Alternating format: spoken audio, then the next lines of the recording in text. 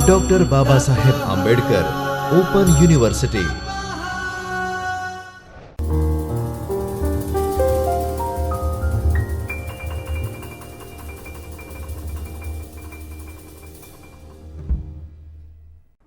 नमस्कार। Doctor Baba Saheb Ambedkar open university के चैतन्य studio में आप सभी का स्वागत है।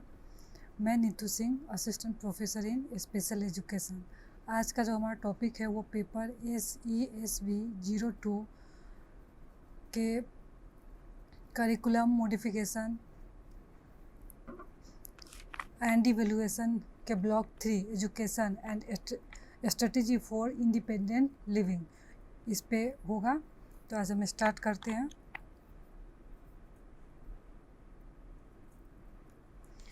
इस ब्लॉक का जो परिचय है कि सीखने की प्रक्रिया में छात्र और शिक्षक संबंधी कारक, जो स्टूडेंट और टीचर के बीच में जो भी सीखने और सिखाने का जो प्रक्रिया है, उसमें सीखने की स्थिति की भी बहुत ही महत्वपूर्ण भूमिका होती है। दृष्टिबाधित बच्चा जन्म से ही ज्ञान प्राप्त करना शुरू कर देता है। जैसे कि नॉर्मल बच्चे हैं, वो भी जन्म के बाद हर चीज़ कुछ न कुछ नया सीखते हैं और करते हैं। लेकिन जो दृष्टिबाधित बच्चे हैं, उनमें दृष्टि हानि के कारण कई बार उनको दिक्कत होता है, कठिनाई होता है, या पूरी तरह से नहीं कर पाते हैं। तो उनका जो सीखने का प्रक्रिया है या जो सीख रहे होते हैं, उसमें अनुभव या सिचुएशन के हिसाब से उनको कठिनाई, बाधा उत्पन्न हो जाती है। यह सीमा हर उम्र और चरण में ज्ञान प्राप्त करने की प्रक्रिया को प्रभावित करती है। इसलिए सीखने, शिक्षण विधियों, सामग्री और व्यक्तिगत स्वतंत्रता के संबंधित सभी कार्यविधि, जो हमारा डेली लिविंग स्किल्स है, इंडिपेंडेंटली लिविंग स्किल्स है, बाहर जाना, अंदर आना या पढ़ना, टेक्नोलॉजी इस्तेमाल करना, तो जो भी हम अपने जीवन के दौरान जो भी चीज़ हम सीखते हैं, वो सब में जो विजुअल इम्पेयरमेंट बच्चे, उनको प्रशिक्षण की ज़रूरत होती है। व्यक्ति की ज़रूरतों को पूरा करने के लिए प्रशिक्षण गतिविधियों को थोड़े से संशोधन के साथ विकसित किया जा सकता है। जो हम भी बच्चे को एजुकेशनल स्किल सिखाते हैं, या फिर जो उनका ओरिएंटेशन एंड मोबिलिटी है, डेली लिविंग स्किल्स है, तो सब में हम थोड़ा सा मॉडिफाई करके या संशोधन करके हम उस चीज़ को अलग तरीके से बच्चे की ज़रूरत के हिसाब से हम उसको बना सकते हैं और बच्चे को सिखा सकते हैं। फिर इस जो ब्लॉक है, उसका जो उद्देश्य है वो एक बार देख लेते हैं। जैसे इस इकाई का अध्ययन करने के बाद पाठ्यक्रम की अवधारणा और अर्थ को समझ पाएंगे। जैसे इसमें प्लस करिकुलम आएगा, और जो करिकुलम है तो उसको हम कैसे मॉडिफाई करते हैं, या VI बच्चों के लिए कैसे हम थोड़ा सा उसमें चेंज करेंगे। और VI बच्चे को अगर ब्रेल सिखाना है तो उसके लिए क्या क्या चीज़ों की ज़रूरत होगी, तो ये सब हम इसमें देखेंगे। ब्रेल प्रणाली, ब्रेल लेखन और पढ़ने के बारे में जानेंगे। दृष्टिबाधित बच्चों को स्वतंत्र जीवन के लिए प्रशिक्षित करने की रणनीतियों से अवगत होंगे। जो VI बच्चे को हम जो भी हम स्किल्स सिखाएंगे, तो किस तरह से स्टेप बाय स्टेप उनको हमें सिखाना है, किस तरह से इंस्ट्रक्शन देना है, कैसे वो VI बच्चा है वो उसको फॉलो करेगा। दृष्टिबाधित बच्चों के लिए स्वतंत्र जीवन शिक्षण के घटकों के बारे में जानेंगे। फिर स्वतंत्र जीवन जीने के लिए आधुनिक तकनीक के उपयोग के बारे में भी जानेंगे। बहुत सारे जो नए नए टेक्नोलॉजी है, तो वो सब कैसे जो VI बच्चा है वो इस्तेमाल करेगा, और किस तरह से हम उसको बता सकते हैं, उनको हम ट्रेनिंग दे सकते हैं। तो जो पहले हमारा पाठ्य पुस्तकों में अनुकूलन और मूल्यांकन, जो एक बुक है, सिलेबस के हिसाब से या क्लास के हिसाब से, जो हमारा करिकुलम है उसके हिसाब से हर एक क्लास के लिए जो पाठ्य पुस्तक है वो निर्धारित किया होता है। तो यहाँ पे जो एक पुस्तक है वो टीचिंग मेथड में बच्चे को और टीचर को दोनों ही बहुत ही महत्वपूर्ण सहायता देता है, या उसकी भूमिका होती है कि हमें एज अ टीचर क्या पढ़ाना है, कितना तक पढ़ाना है। और किसी भी चीज़ को हम पढ़ाते हैं तो एक्सप्लेन करते जाते हैं। आप लोगों ने देखा होगा, छोटे क्लास में किसी एक चीज़ के बारे में बताते हैं तो थोड़ी सी जानकारी दी जाती है, फिर धीरे धीरे जैसे हमारा क्लास बड़ा होता है तो वो जानकारी और विस्तार रूप में होती है। तो उसी तरह से जो बुक में है कि क्लास 1 के बच्चे को, 2 के बच्चे को कितना हमें सिखाना है, और बच्चे को भी रहेगा कि इस क्लास में हमको क्या क्या सीखना है। तो दोनों टीचर और बच्चे के लिए ये बुक जो हमारा है पाठ्य पुस्तक वो बहुत ही महत्वपूर्ण है। छात्र को दी जाने वाली पाठ्य पुस्तकों के माध्यम से ही कैसी शैक्षिक पद्धति की प्रभावशीलता का मूल्यांकन कर सकते हैं। फिर अगर हमें पढ़ाने के बाद हमें इवैल्यूएशन करना है, एग्ज़ाम लेना है, तो उस बुक के हिसाब से जितना उसमें सिलेबस था, जितना हमारे पाठ्य में लेसन्स में दिए गए हैं, उसी के हिसाब से हम फिर मूल्यांकन भी करते हैं। शैक्षिक गतिविधियों में पाठ्य पुस्तक एक महत्वपूर्ण भूमिका निभाती है। शैक्षिक अनुसंधान से पता चलता है कि शिक्षक और शैक्षिक सामग्री सीखने का मुख्य आधार है। जो हम पाठ बच्चों को पढ़ाते हैं उस वक्त उस पाठ में किस चीज़ का या किस टीएलएम का, जैसे अगर हम छोटे बच्चों को पढ़ा रहे हैं तो वहाँ पे हम टीएलएम के तौर पे शेप, साइज अलग अलग, अगर एप्पल है तो हम लाइव एप्पल भी या खिलौने वाला एप्पल भी बच्चे को दे सकते हैं, दिखा सकते हैं कि एप्पल। उस तरह से हम और भी सारे टीएलएम है, तो वो हमारे जो पाठ्य पुस्तक है उसके आधार पे जो शैक्षिक सामग्री होती है उसका भी आधार होता है। उसके हिसाब से ही हम जो टीएलएम है वो लाते हैं या फिर बनाते भी हैं। शिक्षण की प्रक्रिया में शिक्षक और छात्र शैक्षिक सामग्री पर निर्भर रहते हैं। पढ़ाते समय शिक्षक पाठ्य पुस्तक को पढ़ता है, समझता है और उसका विश्लेषण करता है। जो पाठ के हिसाब से जो दिया गया है वही हमें बच्चे को सिखाना है, और उसमें हम वीआई बच्चे को सिखाने के लिए थोड़ा बहुत संशोधन, जो हमारा नॉर्मल बुक है उसी चीज़ को, उसी मटेरियल को हमें यहाँ पे वीआई बच्चों के सिखाने के लिए मॉडिफाई करना है। जैसे इस प्रकार पाठ्य पुस्तक का अधिग्रहण पाठ्य पुस्तक पर ही आधारित है, इसलिए पाठ्य पुस्तक अच्छे गुणवत्ता वाली होनी चाहिए। ब्रेल पाठ्य पुस्तक दृष्टिबाधित बच्चों को शैक्षिक अनुभव प्रदान करने में महत्वपूर्ण भूमिका निभाती है। जो ब्रेल में जो बुक होती है वीआई बच्चों के लिए, वो जो हमारा सामान्य बुक है उसी का हमारा रूपांतरित होता है। हम जो चीज़ लिखा हुआ है गुजराती में है, हिंदी में है या इंग्लिश में, उस चीज़ को हम ब्रेल लिपि में बुक डेवलप करते हैं। तो यहाँ पे जो बुक कैसा होना चाहिए, जैसे आप लोगों ने देखा भी होगा या सुना भी होगा कि बुक अच्छे प्रिंट वाला होना चाहिए, साफ साफ अक्षरों वाला होना चाहिए, ताकि बच्चे को देखने में दिखाई ना हो, देखने में तकलीफ़ ना हो, कठिनाई ना हो। और जो क्लास के हिसाब से, जैसे छोटे बच्चे होते हैं तो उनका जो बुक है वो कलरफुल होता है, उसमें प्रिंटेड पिक्चर्स होते हैं। जैसे जैसे हम बड़े होते जाते हैं बुक से picture, black and white picture होते हैं, जहाँ ज़रूरत है वहीं पे होते हैं, बहुत जगह नहीं भी होते हैं। तो इस तरह से फिर ज़रूरत के हिसाब से और क्लास के हिसाब से उस जो बुक का प्रिंट है या बुक बनाने की जो प्रक्रिया उसमें भी बदलाव होता है। तो यहाँ पे जो वीआई बच्चे उनके लिए जो ब्रेल में बुक है, तो वो ब्रेल जो लिखा हुआ वो हम टच करके, स्पर्श करके पढ़ते हैं। तो यहाँ पे जो ब्रेल का डॉट्स है वो अच्छा होना चाहिए। अगर दब गया है तो वो हम बच्चा पढ़ नहीं पाएगा, वो अक्षर आइडेंटिफाई नहीं कर पाएगा। और जो ब्रेल का लिखावट है वो अच्छा होना चाहिए बच्चे के हिसाब से। तो यहाँ पे जो बुक की गुणवत्ता है वो भी हम देखेंगे कि कैसी बनी हुई है। उपयुक्त ब्रेल पाठ्यपुस्तक, तो इसमें जो है पाठ्यपुस्तक में शामिल परिदृश्य और अवधारणाओं के गहन विश्लेषण के आधार पर एक ब्रेल पाठ्यपुस्तक तैयार की जाना चाहिए। जो नॉर्मल बुक है उसको ही, अगर उसमें कोई पिक्चर है तो यहाँ पे हम वीआई बच्चों के लिए उसमें उस पिक्चर को हम टेक्टाइल मैप में, टेक्टाइल पिक्चर के रूप में यहाँ पे बना सकते हैं, उस पिक्चर में बुक में ऐड कर सकते हैं। डुप्लीकेशन, मॉडिफिकेशन, सब्स्टिट्यूट और ओमिट जैसे अवधारणाओं की अनुकूलन पद्धति के सिद्धांतों का पालन करके पाठ्यपुस्तक का प्रतिस्थापन करना चाहिए। जो भी वीआई बच्चों के लिए जो ज़रूरत है या हमें उनके नीड्स के हिसाब से बुक में कुछ हटाना है या कुछ जोड़ना है तो वो हम कर सकते हैं, उसके जगह सब्स्टिट्यूट कर सकते हैं। ब्रेल पुस्तक में ब्रेल पृष्ठ संख्याएं कहाँ से शुरू हो रही है और कहाँ पे ख़त्म होगा और कहाँ समाप्त करे संकेत भी दिए जाने चाहिए। मुद्रित आरेखों को स्पर्शीय रूप में प्रस्तुत किया जाना चाहिए। जो भी पिक्चर है या जो वहाँ पे बुक के हिसाब से जो वहाँ पे लेवल किया हुआ है तो वो भी स्पर्श होना चाहिए, स्पष्ट होना चाहिए और स्पर्शीय होना चाहिए कि हम उसको टच करके फील करके जो वीआई बच्चा है वो पढ़ सके।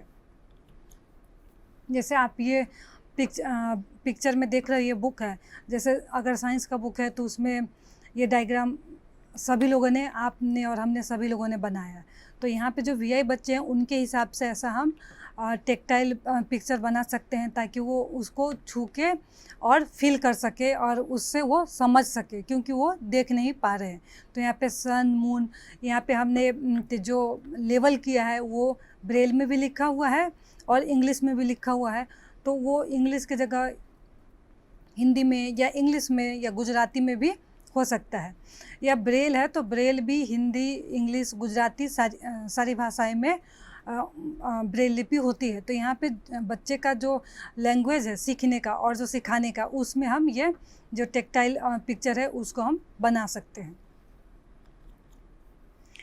फिर आप दूसरा बुक देख लीजिए, जैसे छोटे बच्चों का है तो हम अल्फ़ाबेट वाइज बच्चे को बताते हैं। ए फॉर एप्पल, तो यहाँ पे हिंदी में भी लिखा हुआ है, साथ में उसके बगल में ब्रेल में भी लिखा हुआ है और जो उसका शेप कैसा होगा, जैसे जग है तो उसका शेप कैसा है, तो उसको हमने वहाँ पे टेक्टाइल के रूप में बनाया है। वहाँ पे हमें टेक्टाइल बनाने के लिए हम वहाँ पे मोटा धागा या फिर कोई अगर रस्सी, पतला रस्सी है या फिर ऊन है तो उसका भी हम इस्तेमाल कर सकते हैं। छोटे स्तरों पे अगर घर में भी सिखाना है तो ये हम खुद से भी बना सकते हैं या फिर कई बार मार्केट में भी उपलब्ध होता है। फिर बच्चे का जैसे जैसे लेवल बढ़ता है, फिर स्टोरी बुक है तो यहाँ पे हमने जो पिक्चर है उसको तो हम टेक्टाइल ही बनाएंगे धागे का प्रयोग करके, या फिर हम उसके साथ ब्रेल में लिखा हुआ है उसके साथ हिंदी, इंग्लिश, गुजराती किसी भी भाषा में और में भी हम लिख सकते हैं। जैसे यहाँ पे इंग्लिश में लिखा हुआ the hare and the tortoise, तो वहाँ पे हम और भी भाषा का प्रयोग कर सकते हैं। तो बच्चे के हिसाब से हम बुक को थोड़ा सा चेंज करके, मॉडिफाई करके या उनके ज़रूरत के हिसाब से हम बना सकते हैं। फिर है प्लस करिकुलम। प्लस करिकुलम प्रतिभाशाली बच्चों के लिए प्लस करिकुलम बहुत ही महत्वपूर्ण है। प्लस करिकुलम कोई एक्स्ट्रा या अतिरिक्त ये करिकुलम नहीं है, पाठ्यक्रम नहीं है। जो वीआई बच्चे हैं उनके लिए अच्छे से सारे सब्जेक्ट को या वो हर एक स्किल सीख सके, इसलिए इसकी ज़रूरत है। प्लस करिकुलम कौशल में विकसित करने के बारे में यह दृष्टिबाधित बच्चों को नियमित कक्षा में और दैनिक जीवन की गतिविधियों में प्रभावी ढंग से भाग लेने में सक्षम बनाता है। अपनी प्रतिभा को विकसित बच्चे इससे कर सकते हैं। प्लस करिकुलम में आपका सब कुछ ही आ जाएगा, ओरिएंटेशन एंड मोबिलिटी ट्रेनिंग आएगा, Braille, reading and writing skill, daily living skill, living skills. तो इसमें प्लस करिकुलम में सब कुछ ही इंक्लूड हो जाता है। प्लस करिकुलम की अवधारणा और अर्थ। प्लस करिकुलम का मतलब अतिरिक्त कोर्स नहीं, बल्कि एक ऐसा पाठ्यक्रम जो दृष्टिबाधित बच्चों को पूरक अनुभव प्रदान करता है, मतलब कम जगह है वो प्रदान करता है। साथ ही ब्रेल पढ़ने, ब्रेल लिखने, ओरिएंटेशन और मोबिलिटी, दैनिक जीवन कौशल, संवेदी प्रशिक्षण, टेलर फ्रेम और गणितीय गतिविधियों के लिए अवेकाश आदि के लिए पाठ्यक्रम प्रदान करता है। तो इसमें जो वीआई बच्चे का जो एजुकेशनल नीड्स है, डेली लिविंग स्किल्स है, वो सारा ही इंक्लूड हो जाता है। फिर है ब्रेल का महत्व। ब्रेल के योगदान का महत्व एक अपरिहार्य संकट को हल करने में निहित है। पढ़ने और लिखने के माध्यम से प्रभावी सूचना विनिमय की ब्रेल प्रणाली के बिना दृष्टिबाधित बच्चों की शिक्षा निस्संदेह अंधकार युग में होती। जैसा चल रहा था वैसा ही चलता रहता। लोवेन फेल्ड 1975 में उन्होंने ये जो सेंटेंस है वो कहा था। जैसे ब्रेल लिपि का आविष्कार होने से जो वीआई बच्चे हैं उनके लिए बहुत ही वरदान है, कि जैसे आप और हम पढ़ लिख सकते हैं, उसी तरह जो वीआई बच्चे हैं वो भी पढ़ लिख सकते हैं, अपना एक्सपीरियंस अनुभव कर सकते हैं और सब कुछ सीख सकते हैं। अगर वो जो वीआई बच्चे वो पढ़ लिख नहीं सकते तो फिर अपने पैरों पे खड़े होने की, फिर जॉब करने की, ये सब बात तो बहुत दूर हो जाती। तो ब्रेल से उनको ये बहुत ही अच्छा मौका मिला है कि वो पढ़ लिख सकते हैं, जानकारी प्राप्त कर सकते हैं, अपने पैरों पे खुद खड़े हो सकते हैं। फिर हमारा ब्रेल डेवलपर, ब्रेल किसने बनाया था? तो ब्रेल को लुइस ब्रेल ने बनाया था दृष्टिहीनों के लिए एक कृत्रिम लिपि। ब्रेल का नाम जो 6 बिंदु 6 सेल डॉट्स वाला प्रणाली के आविष्कारक फ्रांस के कुप्रे गांव के लुइस ब्रेल के नाम पर रखा गया है। लुइस ब्रेल ने इसका आविष्कार किया था और इस ब्रेल लिपि का नाम उनके नाम पे ही रखा हुआ है। लुइस ब्रेल का जन्म 4 जनवरी 1809 को और मृत्यु 6 जनवरी 1852 को हुआ था। लुइस ब्रेल ने इस ब्रेल लिपि को बनाया था, लेकिन जब तक वो जीवित थे तब तक इसको मान्यता नहीं मिली थी। ब्रेल लिपि को मान्यता उनके मरणोपरांत ही दिया गया है। फिर ब्रेल एक स्पर्श कोड पर आधारित है जो हम छू के फील करके महसूस करते हैं, जिसे रात्रि लेखन के रूप में जाना जाता था, जिसे एक पूर्व सैनिक थे चार्ल्स बारबियर द्वारा विकसित किया गया था। जैसे सेनाओं में गुप्त सूचना पहुंचाना होता है कोड वर्ड में, इसके लिए इन्होंने चार्ल्स बारबियर ने इसका इन्वेंशन किया था और लुइस ब्रेल ने इसको 6 डॉट वाला बनाया। बारबियर की प्रणाली में 36 विभिन्न ध्वनियों को एनकोड करने के लिए 12 उभरे हुए बिंदुओं के सेट का उपयोग किया जाता था, जिसके आधार पर लुइस ब्रेल 6 डॉट सिस्टम विकसित किया था। लुइस ब्रेल के समाधान में 6 बिंदु कोशिकाओं का उपयोग करना और वर्णमाला के प्रत्येक अक्षर को एक विशिष्ट पैटर्न निर्दिष्ट करना था। ब्रेल में अंकों और विराम चिन्हों को दर्शाने के लिए प्रतीकों का भी विकास किया गया है। जो ब्रेल लिपि है उसमें हमारा जो इंग्लिश के जो 26 लेटर है, उसके हिंदी के जो लेटर है वो सारा अल्फ़ाबेट्स सब इसमें आता है और हर एक जो अक्षर है उसके लिए अलग कोड है। ब्रेल प्रणाली ब्रेल पढ़ने और लिखने का एक स्पर्शीय दृष्टिकोण है। ब्रेल के लिए मूल शब्द को ब्रेल सेल कहा जाता है, जिसमें हम डॉट्स करके लिखते हैं, उसको हम ब्रेल सेल कहते हैं। जैसे आप इस पिक्चर में देख रहे हो ब्रेल सेल है, इसको हम लिखने के टाइम 1 2 3 और फिर ऊपर से 4 5 6 ऐसे करके हम सिखाते भी हैं। और ये जो 6 आपको डॉट्स दिख रहे हैं जो सेल है, उसी के आधार पर सारा हमारा अक्षर बनता है। इंग्लिश का, हिंदी का, गुजराती का और भी दूसरे भाषा में भी ब्रेल लिपि के द्वारा हम लिख पढ़ सकते हैं। गुजराती से ब्रेल इस सेल को 63 विभिन्न संयोजनों में व्यवस्थित किया जा सकता है, जिसका कि प्रत्येक संयोजन बरखड़ी के एक अलग अक्षर का प्रतिनिधित्व करता है। जैसे आप इस पिक्चर में देख रहे हो, अ आ ई उ सारे ही, मतलब जितने भी गुजराती के अक्षर है वो सारे हैं और सबके लिए अलग डॉट्स है। तो जब हम बच्चे को सिखाना शुरू करते हैं तो अ है तो उसके लिए जो डॉट 1 है उसमें हम प्रेस करेंगे तो आगे के पेज में करेंगे और पीछे के पेज में वो उभरेगा, तो पीछे से हम उसको पढ़ना शुरू करते हैं तो वो अ आता है। तो इसी तरह सारा अक्षर का हमारा डॉट्स है, फिर हम आगे की तरफ लिखते हैं और उस पेज को पलट के हम पीछे से पढ़ना शुरू करते हैं। जब भी हम ब्रेल लिखते हैं तो लिखने के टाइम हम राइट टू लेफ़्ट लिखते हैं और पढ़ने के टाइम हम ब्रेल लेफ़्ट टू राइट पढ़ते हैं, क्योंकि हम पेज पलट देते हैं तो फिर हमारा लेफ़्ट टू राइट हो जाता है। ये सारे अक्षर के लिए फिर हमको जो इनका डॉट्स है वो हमें लर्न करना पड़ता है, याद करना पड़ता है। अगर अ लिखना है तो हम क्या लिखेंगे, आ के लिए क्या, तो इस तरह से हमें सारा इसको याद करना पड़ता है। और यही 6 डॉट्स है वो इंग्लिश में भी होंगे और हिंदी में भी होंगे। डॉट्स वही है, सिर्फ आप किस भाषा में लिख रहे हो उसके हिसाब से हम उसको फिर पढ़ते हैं। फिर ये इंग्लिश का जो आपका अल्फ़ाबेट्स है वो है, ए के लिए .1 2, अब बी लिखना है तो 1 2 पे हम प्रेस करेंगे, सी लिखना है तो 1 और 4 पे प्रेस करेंगे। तो इस तरह से सारा हमारा ABCD का जो लेटर्स है वो सारा इसमें आ जाएगा। फिर अगर हमें कैपिटल लेटर में लिखना है तो उसके लिए हम .6 डालेंगे। लिखने के टाइम अगर हम 1.6 डालते हैं तो उसका मतलब है कि पहला जो अक्षर है वो सिर्फ कैपिटल होगा। जैसे अगर नाम लिखते हैं तो हमारा पहला जो लेटर है वो कैपिटल होता है, बाकी का जो हम स्मॉल लेटर में लिखते हैं। अगर वही हम 2 बार कैपिटल लेटर हमने प्रेस कर दिया लिखने से तो उसके आगे का जो भी अक्षर है वो हम पूरा कैपिटल लेटर में ही पढ़ेंगे। डॉट तो वही होगा, लेकिन हमारा जो पढ़ने का है या जो समझने का है उसमें परिवर्तन होगा।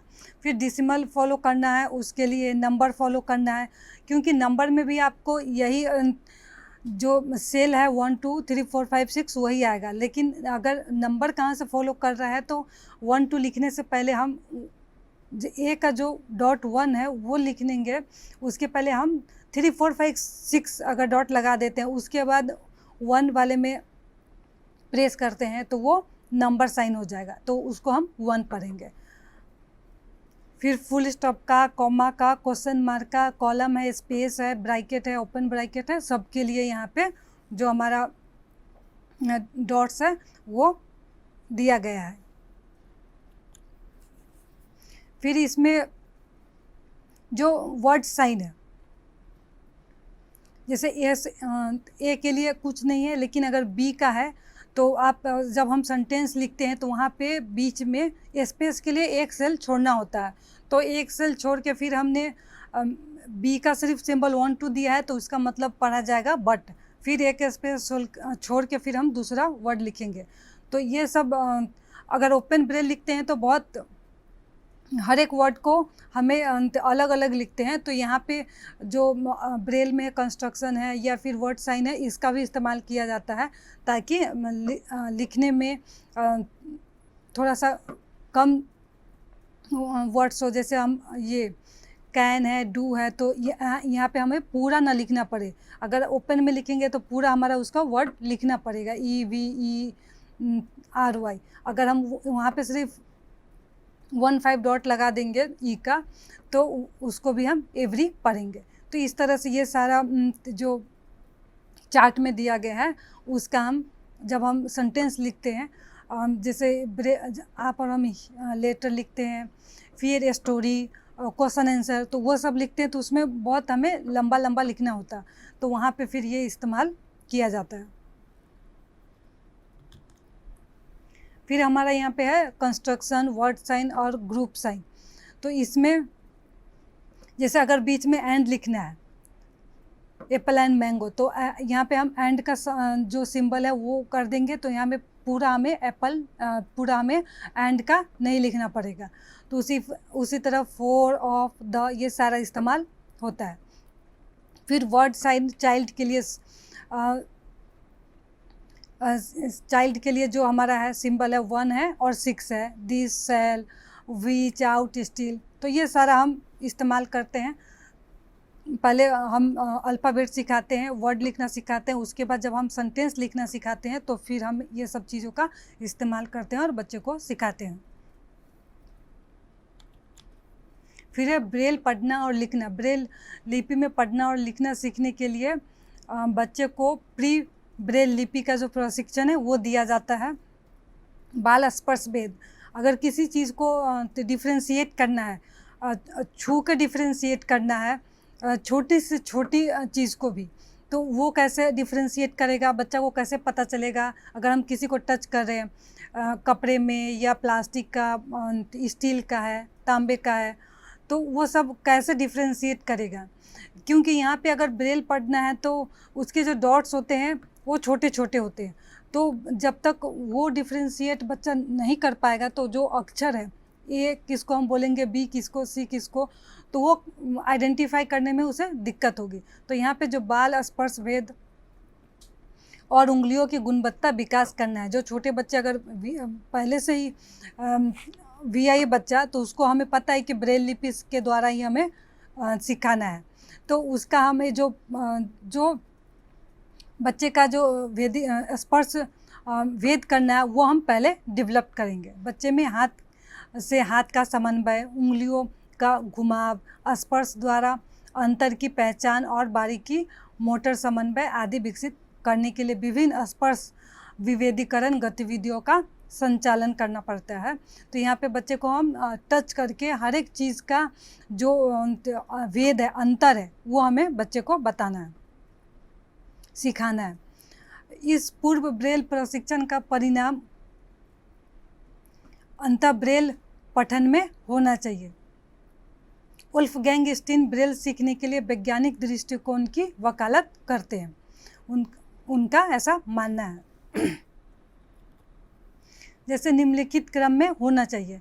ब्रेल लिपि पढ़ना पहला कदम होना चाहिए। किसी को बिंदियों की पहचान करके शुरुआत करनी चाहिए। जैसे पहले तो अगर हम बच्चे को सिखाते हैं तो सिर्फ उसमें डॉट्स है, तो वो करना सिखाते हैं। फिर उस डॉट को फील करना बच्चे को सिखाते हैं, वो उस अनुभव कर पा रहा है कि नहीं। अगर अलग अलग डॉट है, अलग अलग पैटर्न में है, तो वो सीख रहा है कि नहीं, सीखने में कोई दिक्कत तो नहीं हो रही, वो आइडेंटिफाई कर पा रहा है। ब्रेल लिपि में लिखना अंतिम चरण होना चाहिए। ब्रेल पढ़ने में अंगूठे के तुरंत बाद दोनों उंगलियों का प्रयोग करें। जब भी हम ब्रेल पढ़ने हैं तो जो हमारा इंडेक्स फिंगर और मिडिल फिंगर है उसका इस्तेमाल करना चाहिए, 2 फिंगर का इस्तेमाल करना चाहिए। उंगलियों को थोड़ा मोड़कर हल्के से पठन सामग्री पर रखें। जोर से नहीं दबाना है। जोर से अगर हम दबाएंगे तो जो ब्रेल में लिखा हुआ है वो दब जाएगा, तो फिर हमें पता नहीं चलेगा कि वहाँ पे क्या अक्षर है। बिंदियों को हल्के से स्पर्श करें। बाएं से दाएं पढ़ना चाहिए। जैसे आप इस पिक्चर में देख रहे हो कि हमें किस तरह से हल्के से टच करना है। बहुत ज़ोर से प्रेस उस पर प्रेशर नहीं डालना है, ज़ोर से प्रेस नहीं करना, नहीं तो वो सारा बराबर हो जाएगा। फिर हमें जो लेटर है, अक्षर है, उसे हम आइडेंटिफाई नहीं कर पाएंगे। तो हल्के से प्रेस करते हुए और एक एक जो वहाँ पे डॉट्स है उसको फिल करते हुए कि क्या अक्षर क्या लिखा हुआ है उसको फिल करते हुए हमें पढ़ना है। फिर ब्रेल लेखन, ब्रेल हमें कैसे लिखना है या ब्रेल लिखने के लिए हम क्या क्या चीज़ें इस्तेमाल करते हैं। तो ब्रेल लिखने के लिए ब्रेल स्लेट का इस्तेमाल किया जाता है। ब्रेल स्लेट कई तरह के होते हैं, छोटा भी होता है, बड़ा भी होता है, प्लास्टिक का भी होता है। आप पिक्चर में भी देख रहे हो 2 तरह का है, एक प्लास्टिक का और एक स्लेट है। उस पर गाइड भी है और स्टाइलस जिससे हम उसमें डॉट्स करते हैं। तो ब्रेल स्लेट और स्टाइलस का प्रयोग लिखने के लिए करते हैं। स्लेट की 2 परतें के बीच कागज़ को रखें। जो हमारा स्लेट है उसके बीच में हम पेपर को, ब्रेल पेपर है वो थोड़ा जो नॉर्मल पेपर होता है उससे थोड़ा सा मोटा होता है, तो उसको हम रख देते हैं। उसके बाद जो आपको उसमें छेद दिख रहा है वहाँ से हम लिखना शुरू करते हैं। और जो बगल में जो तो वुडन स्लेट है उस पे हम जो आपको गाइड दिख रहा है, स्केल जैसा दिख रहा है, उसको हम लगाते हैं, ऊपर से लगाते हैं। फिर उसमें हम पेपर को इंसर्ट कर देते हैं, ब्रेल पेपर को, फिर उसको दबाते हैं। तो उसमें आपको 2 लाइन दिख रहा है, तो वो 2 लाइन लिखने के बाद फिर हम उस जो गाइड है उसको उठा के फिर निचले लाइन में लगाते हैं, क्योंकि वो 2 लाइन लिख चुके हैं। तो अब हमें पेपर में नीचे लिखना है, तो उसमें बार बार हमको नीचे की तरफ घसकाना पड़ता है, ऊपर से लिखना शुरू करते हैं। लेकिन जो जर्मन स्लेट है उसमें हमें घसकाना नहीं पड़ता। उसमें हम एक बार पेपर इंसर्ट कर दिए तो हम पूरा जब पेपर नीचे तक लिखना है तब तक हम हिलाएंगे नहीं। अगर हिल गए तो फिर सारा डॉट्स इधर उधर हो जाता है। तो उसमें हम एक बार लगाने के बाद पूरा पेपर में अच्छे से लिख सकते हैं। स्लेट के स्पर्श को कागज़ के ऊपर बंद कर दे। स्लेट के शीर्ष पर छोटे आयत नीचे की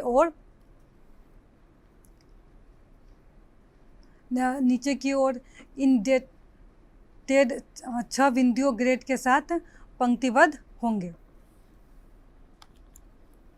जैसे ये पॉकेट फ्रेम फ्रेम जैसे आप कहीं भी ले जा सकते हो, आसानी से रख सकते हो, बड़ा नहीं है, जगह बहुत ज़्यादा नहीं लेता है, तो ये हम कहीं भी आसानी से पोर्टेबल है, आसानी से ले जा सकते हैं। तो इसका इसमें हमने पेपर लगाया है और लिख रहे हैं, तो इसको जैसे इसमें 4 लाइन है तो वो लिखने के बाद फिर हम इसको जो हमारा स्लेट है उसको नीचे घसका देंगे, तो फिर लिख लेंगे तो फिर घसकाएंगे, तो इसमें भी हमें बार बार नीचे घसकाना पड़ता है। लेकिन ये मूवेबल है और आसानी से हम कहीं भी अपने साथ कैरी कर सकते हैं। फिर हमारा नेक्स्ट है ब्रेल राइटर। ब्रेल राइटर का कुशलतापूर्वक उपयोग करने के लिए छात्र को ब्रेल लिखने का कौशल सिखाने की आवश्यकता होगी। निम्नलिखित कौशल का एक क्रम है जिसे छात्र को ब्रेल राइटर पर ब्रेल लिखना सीखना होता है। जैसे टाइप राइटर पे हम टाइप करते हैं, पेपर इंसर्ट करके लिखते हैं, उसी तरह यहाँ पे जो ब्रेल राइटर है उसका उपयोग किया जाता है। यादृच्छिक ब्रेल बिंदु बनाए, जो भी हमें टाइप करना है तो उस पे हम जो ब्रेल का डॉट्स है वो हम उससे हम बनाएंगे। ब्रेल राइटर कुंजियों पर उंगलियां उचित रूप से रखें। जो हम टाइपराइटर में जिस तरह से हम प्रेस करते हैं, कौन सा हमें टाइप करना है ये भी उसी तरह यहाँ पे हम टाइप अपनी उंगलियों से दबाएंगे तो वहाँ पे ब्रेल में टाइप होगा। पूर्ण ब्रेल सेल लिखने के लिए सभी कुंजियाँ दबाएं। जो भी हमें लिखना है उसके हिसाब से हम वहाँ पे प्रेस करेंगे।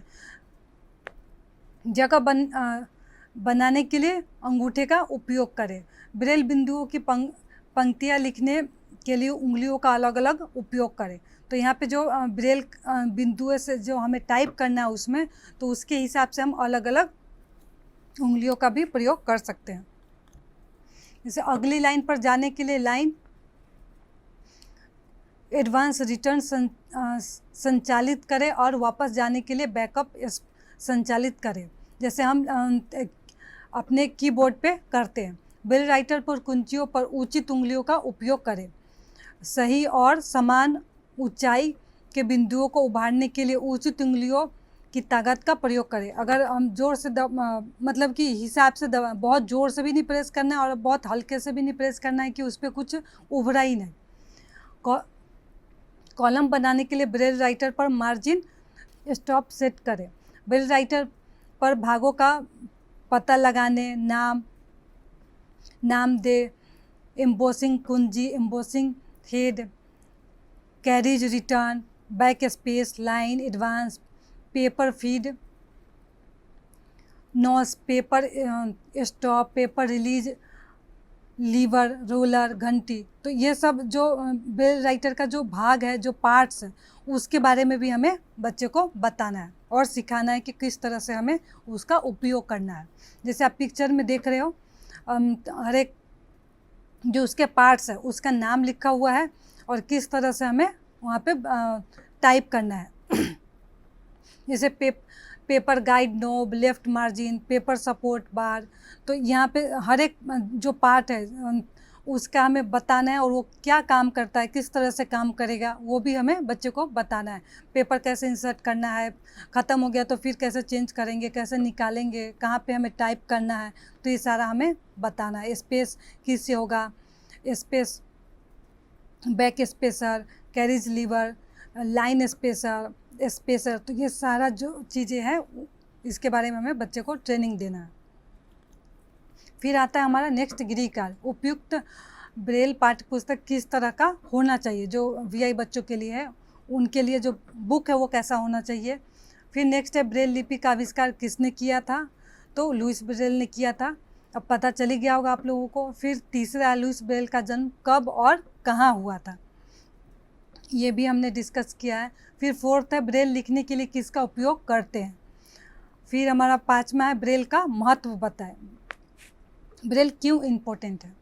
तो आज हमने देखा कि ब्रेल किस तरह से लिखते हैं। लुइस ब्रेल ने ब्रेल का आविष्कार किया था और ब्रेल कितना ज़रूरी है वीआई बच्चों के लिए, ताकि उसे ब्रेल लिपि के द्वारा वो पढ़ लिख सकते हैं, अपना कैरियर बना सकते हैं, जॉब कर सकते हैं।